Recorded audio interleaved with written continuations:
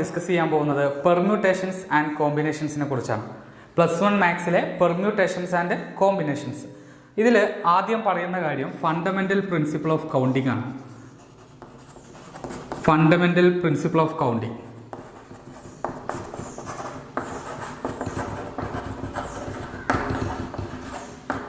ഇത് നമ്മൾ 10ാം ക്ലാസ്സിൽ ഈ ഫണ്ടമെന്റൽ പ്രിൻസിപ്പിൾ ഓഫ് കൗണ്ടിങ്ങിനെ കുറിച്ച് പഠിച്ചിട്ടുണ്ട്. ഈ പേര് പഠിച്ചിട്ടുണ്ടാവില്ല എന്നുള്ളൂ. അപ്പോൾ എന്താണിത് എന്നുള്ളത് ഞാനൊരു ഉദാഹരണം വെച്ച് പറഞ്ഞുതരാം. ഇപ്പോൾ ഒരു കുട്ടിയുണ്ട്. ആ കുട്ടിയുടെ കയ്യിൽ 3 ഷർട്ടുകളുണ്ട്. 3 കളറിലുള്ള 3 ഷർട്ടുകളുണ്ട്. ഇപ്പോൾ ഒരു ബ്ലാക്ക് ഷർട്ട് ഉണ്ട്, ഒരു വൈറ്റ് ഷർട്ട് ഉണ്ട്, ഒരു റെഡ് ഷർട്ട് ഉണ്ട്. അപ്പോൾ ഈ കുട്ടിയുടെ കയ്യിൽ 3 കളറിലുള്ള ഷർട്ടുകളുണ്ട്, ബ്ലാക്ക്, വൈറ്റ്, റെഡ്.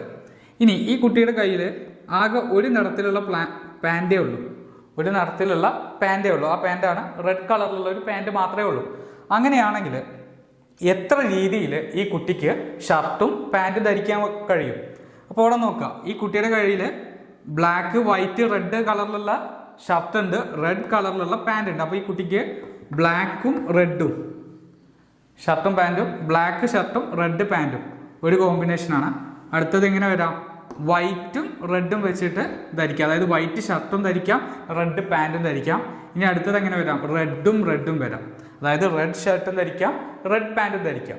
അങ്ങനെ ടോട്ടൽ എത്ര വേസിൽ ഈ കുട്ടിക്ക്, എത്ര രീതിയിൽ ഈ കുട്ടിക്ക് ഷർട്ടും പാൻറ്റും ധരിക്കാം? 3 രീതിയിൽ ധരിക്കാം. ഇനി ഈ കുട്ടിക്ക് ഞാനൊരു പാൻറ്റ് വാങ്ങിച്ചു കൊടുക്കുകയാണ്. ഞാനൊരു ബ്ലൂ കളറിലുള്ള ഒരു പാൻറ്റ് വാങ്ങിച്ചു കൊടുത്തു. ഇപ്പോൾ ടോട്ടൽ എത്ര വേസിൽ ഈ കുട്ടിക്ക് ഷർട്ടും പാൻറ്റും ധരിക്കാൻ പറ്റും?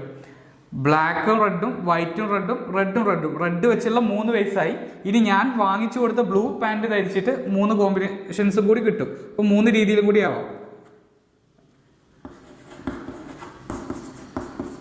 ഇപ്പോൾ ടോട്ടൽ എത്രയായി? 6 വയസ്സിൽ ഈ കുട്ടിക്ക് ഷർട്ടും പാൻറ്റും ധരിക്കാം. അപ്പോൾ ഇവിടെ ആദ്യത്തെ കേസ് നോക്കൂ. 3 ഷർട്ടുകളും ഒരു പാൻറ്റും ഉള്ള സമയത്ത് ആ കുട്ടിക്ക് 3 രീതിയിലെ ഷർട്ടും പാൻറ്റും ധരിക്കാൻ പറ്റുള്ളായിരുന്നു. ഇപ്പോഴത്തെ കേസിൽ 3 ഷർട്ടും 2 പാൻറ്റും വന്നപ്പോൾ ടോട്ടൽ 6 രീതിയിൽ ധരിക്കാം. അതായത് 3 ഷർട്ടും 1 പാൻറ്റും വന്നപ്പോൾ ടോട്ടൽ 3 × 1 = 3 വേസ് ആയിരുന്നു ആ കുട്ടിക്ക് ഉണ്ടായിരുന്നത്. ഇപ്പോൾ 3 ഷർട്ടും 2 പാൻറ്റും വന്നപ്പോൾ ടോട്ടൽ 3 × 2 6 വേസ് ആയി. ഇനിയിപ്പോൾ വേറൊരാൾ വേറൊരു പാൻറ് കൂടി വാങ്ങിച്ചു കൊടുക്കുകയാണെന്നുണ്ടെങ്കിൽ എത്ര രീതിയിലാവും? 3 × 3 9 വേസ് ആവും.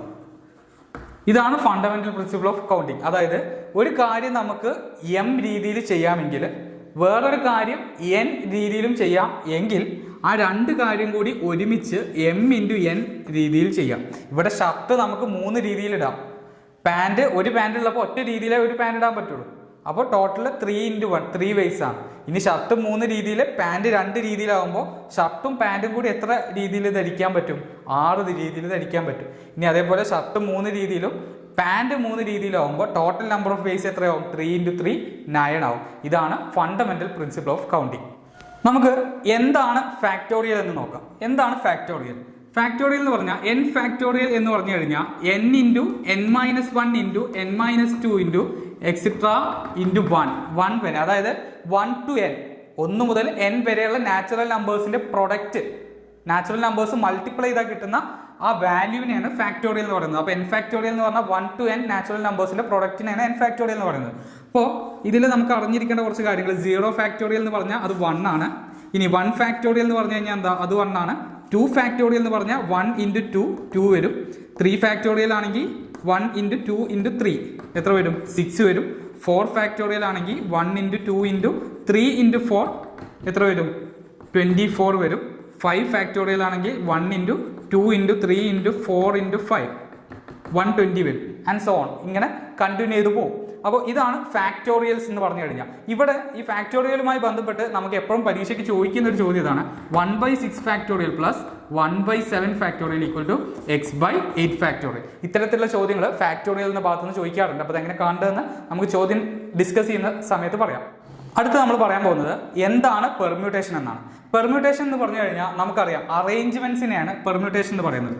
അതായത് നമുക്ക് ഒരു സാധനങ്ങളോ അല്ലെങ്കിൽ നമ്പേഴ്സോ ആൽഫബറ്റ്സോ ഇതിനൊക്കെ അറേഞ്ച് ചെയ്യുന്നതിനാണ്, എത്ര രീതിയിൽ നമ്മൾ അറേഞ്ച് ചെയ്യാൻ പറ്റും അതിനെയാണ് അതിൻ്റെ പെർമ്യൂട്ടേഷൻസ് അല്ലെങ്കിൽ നമ്പർ ഓഫ് പെർമ്യൂട്ടേഷൻസ് എന്ന് നമ്മൾ പറയുന്നത്. നമുക്ക് ഇവിടെ വരുന്ന ചോദ്യങ്ങൾ മുഴുവൻ നമ്പർ ഓഫ് പെർമ്യൂട്ടേഷൻസ് കാണുന്നതുമായി ബന്ധപ്പെട്ട ചോദ്യങ്ങളായിരിക്കും.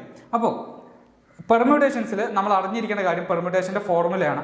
ഒന്ന് അറേഞ്ച്മെന്റ്സിനെ തന്നെ നമുക്ക് രണ്ട് രീതിയിൽ പറയാം, വിത്ത് റിപ്പീറ്റേഷനും വിത്തൗട്ട് റിപ്പീറ്റേഷനും. വിത്ത് റിപ്പീറ്റേഷൻ, വിത്തൗട്ട് റിപ്പീറ്റേഷൻ.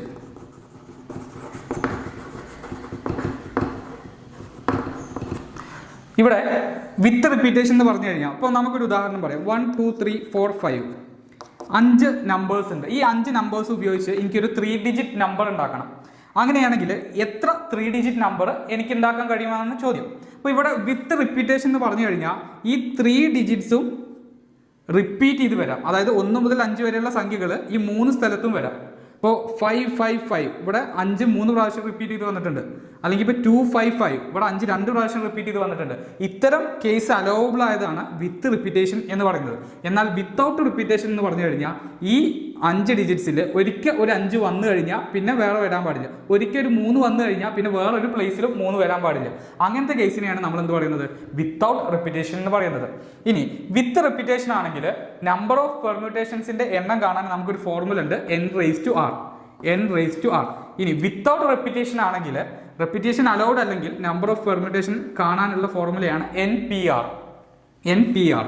ഇവിടെ n raised to r എന്ന് പറഞ്ഞു കഴിഞ്ഞാൽ ടോട്ടൽ എത്ര നമ്പർ ഓഫ് തിങ്സ് ഉണ്ടോ അതേ r is two at a time നമ്മൾ എത്ര എണ്ണം ഉപയോഗിക്കുന്നു. ഇപ്പോൾ ഇവിടെ ടോട്ടൽ നമുക്ക് 5 ഡിജിറ്റ്സ് ഉണ്ട്.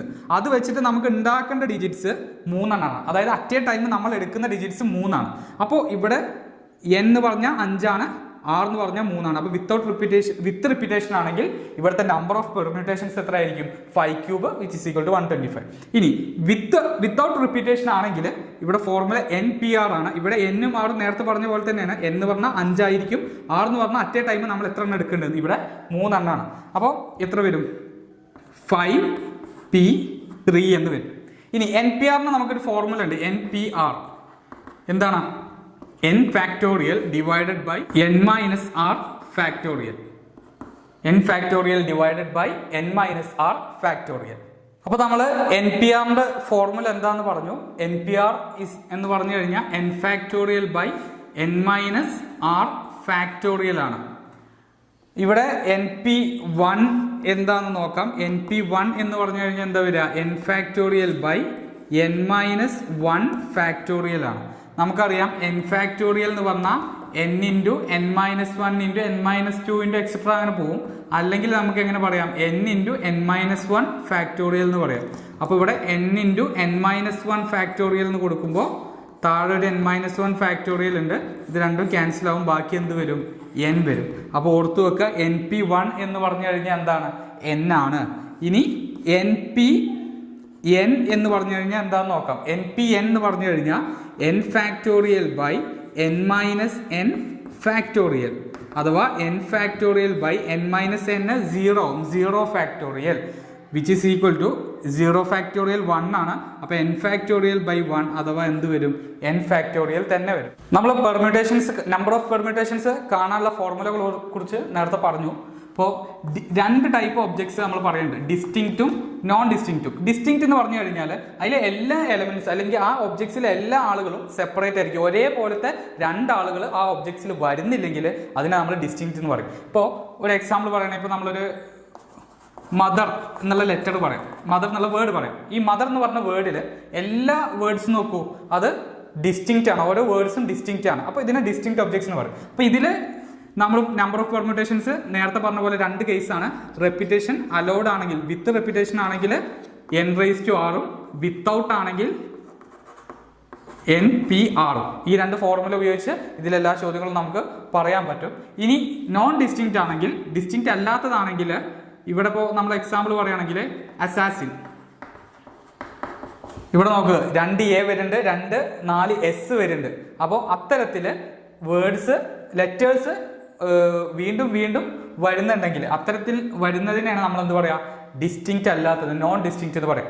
അപ്പോൾ ഇത്തരം കേസിൽ നമ്മൾ ഇതിൻ്റെ പെർമ്യൂട്ടേഷൻസ് കാണുന്നത്, നമ്പർ ഓഫ് പെർമ്യൂട്ടേഷൻസ് കാണുന്നത് NPR ചെയ്യുന്ന പോലെ തന്നെയാണ്. പക്ഷേ ഇവിടെ എത്ര ഐറ്റംസ് ഒരുപോലെ ഉണ്ടോ, ഇപ്പോൾ P ഐറ്റംസ് ഒരുപോലെയാണ്, വേറൊരു ഐറ്റം Q ടൈംസ് ഒരുപോലെയാണെങ്കിൽ P factorial into Q factorial എന്ന് പറഞ്ഞാൽ നമ്മൾ എന്ത് ചെയ്യും, ഇതിനെ മൾട്ടിപ്ലൈ ഡിവൈഡ് ചെയ്യും. അതായത് ഇപ്പോൾ ഈ ഒരു ക്വസ്റ്റ്യൻ നോക്കാം, എനിക്ക് ഈ അസാസിൻസിന്റെ വേർഡ് ഉപയോഗിച്ച് ഉണ്ടാക്കാൻ പറ്റുന്ന പെർമ്യൂട്ടേഷൻസിന്റെ എണ്ണം എന്ന് പറഞ്ഞാൽ ഇത് ടോട്ടൽ 1 2 3 4 5 6 7 8 എണ്ണം ഉണ്ട്.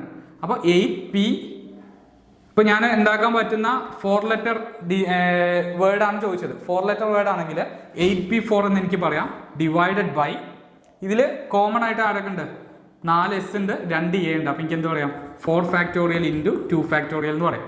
ഇങ്ങനെയാണ് എന്ത് ചെയ്യുക, ഡിസ്റ്റിങ്ക്റ്റ് അല്ലാത്ത വാല്യൂസ് വേർഡ്സ് വരികയാണെങ്കിൽ നമ്മൾ അതിന് ഒബ്ജക്ട്സ് വരികയാണെങ്കിൽ അതിന് ചെയ്യുന്നത് ഇങ്ങനെയാണ്.